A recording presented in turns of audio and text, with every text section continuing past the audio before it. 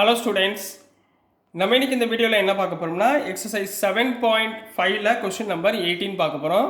So question number 18ல் என்ன கொடுத்துருந்தாங்கன்னா very important question. இது வந்து இம்ப்ராப்பர் ஃப்ராக்ஷன் மெத்தடில் வரும், அதனால் கரெக்டாக கவனமாக பண்ணுங்கள். ஏற்கனவே உங்களுக்கு 2-3 சம் சொல்லி கொடுத்துருக்கேன். So x² + 1 × x² + 2/x² + 3/x² + 4ன்னு கேட்டிருக்காங்க. இங்கே கொடுத்துருக்கதை முதல்ல கொஞ்சம் சிம்பிளிஃபை பண்ணிக்கோங்கம்மா, சரிங்களா? எப்படி இந்த x² உள்ள மல்டிப்ளை பண்ணுங்கள், என்ன வரும்? x⁴ plus 2x² plus x² 1 multiply பண்ணால் x² plus 2 divided by கீழே வந்து x⁴ plus 4x² plus 3x² plus 12 கிடைக்குமா? சரி, இதை சிம்பிளை பண்ணிக்கோங்க. என்ன வந்துடும்?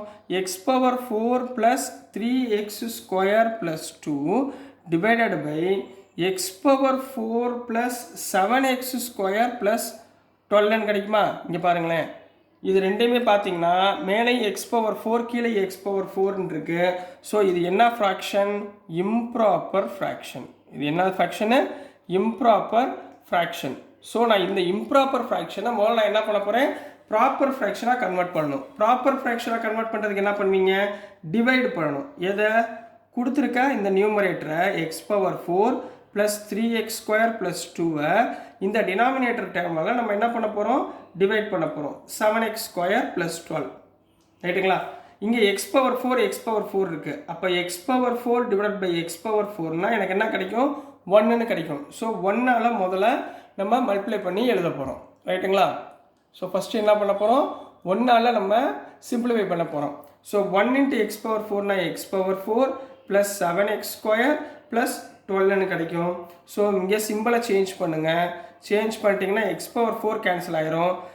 3 - 7னா -4x² -10. இது வந்து ரிமைண்டர். ஸோ இதை நம்ம ப்ராப்பர் ஃப்ராக்ஷனில் எப்படிமா எழுதலாம்? இங்கே 1 இருக்குது. ஸோ 1 ப்ளஸ் எப்படி எழுதுவீங்க?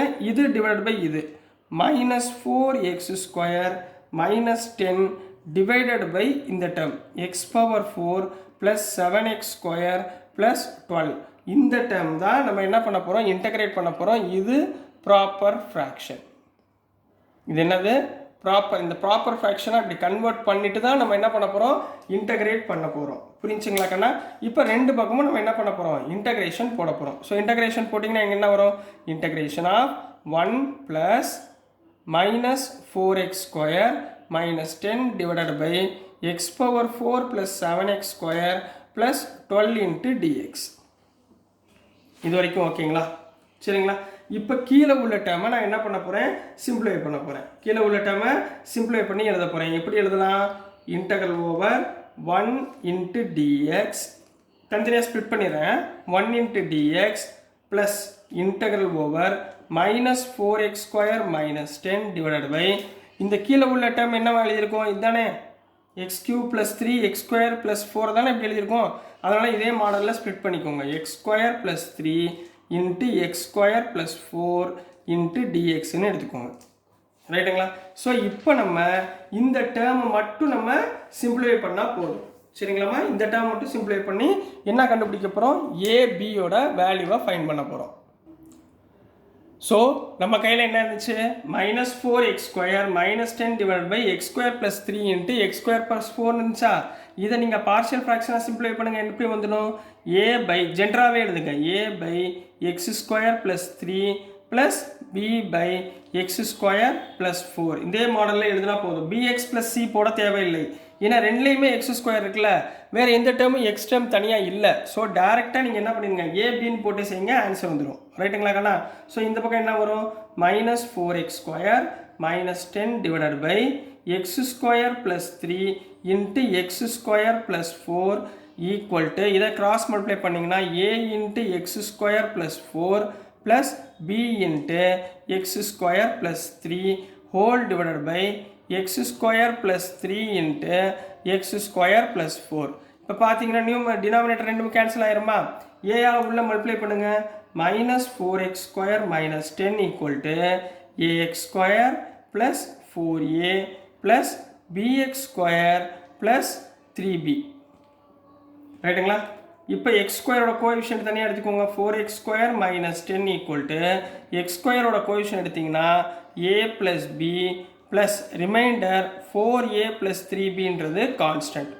இப்போ ரெண்டு பக்கமே என்ன பண்ண போகிறீங்க, ஆன் கம்பேரிங். ரெண்டு பக்கம் என்ன பண்ண போகிறீங்க, கம்பேர் பண்ண போகிறீங்க. எக்ஸ் ஸ்கொயரோட கோஎஃபிஷியன்ட் என்ன, a plus b equal to இங்கே என்ன இருக்குது -4 ரைட்டுங்களா. செகண்ட் ஒன் ஈக்குவேஷன் என்ன இருக்குது, 4a plus 3b equal to -10.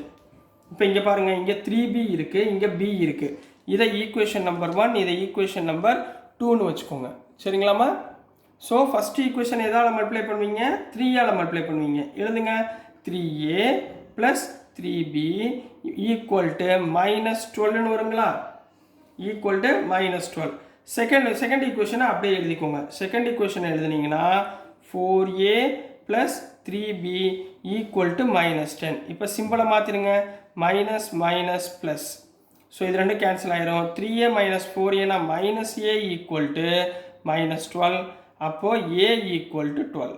ஏயோட value என்னம்மா 12, சாரி 12 இல்லைம்மா 2. 12 மைனஸ் 10 2ல, சரிங்களா. ஏயோட வேல்யூ 2. இப்போ பியோட வேல்யூ, சரிங்களா. ரெண்டு ஈக்குவேஷனில் என்ன இருக்குது, a plus b equal to -4 இருக்கா.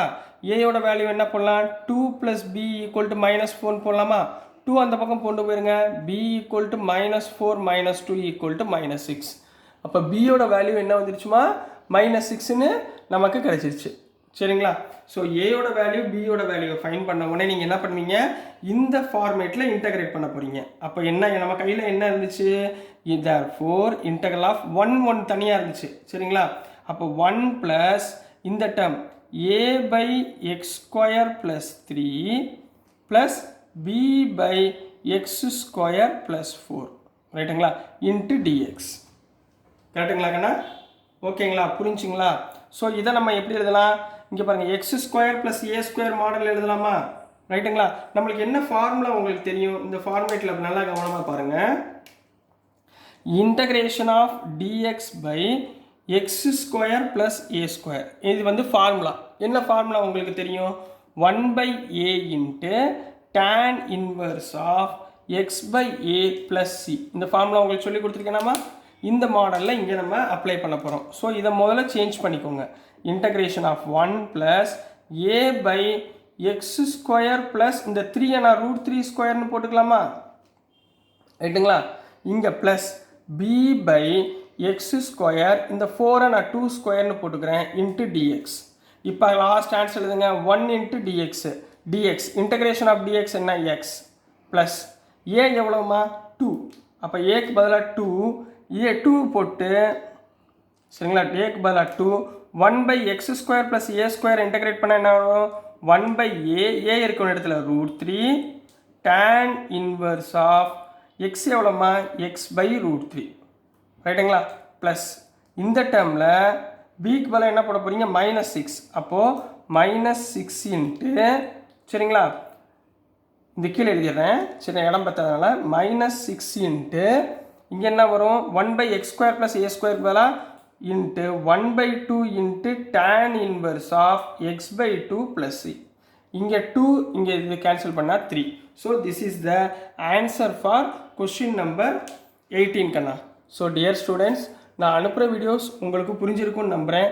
புரிஞ்சிருந்துச்சுன்னா, பிடிச்சிருந்துச்சுன்னா மறந்துடாமல் லைக் பண்ணுங்கள், ஷேர் பண்ணுங்கள், மறக்காமல் சப்ஸ்கிரைப் பண்ணி சப்போர்ட் பண்ணுங்கள் ஸ்டூடெண்ட்ஸ். தேங்க்யூ.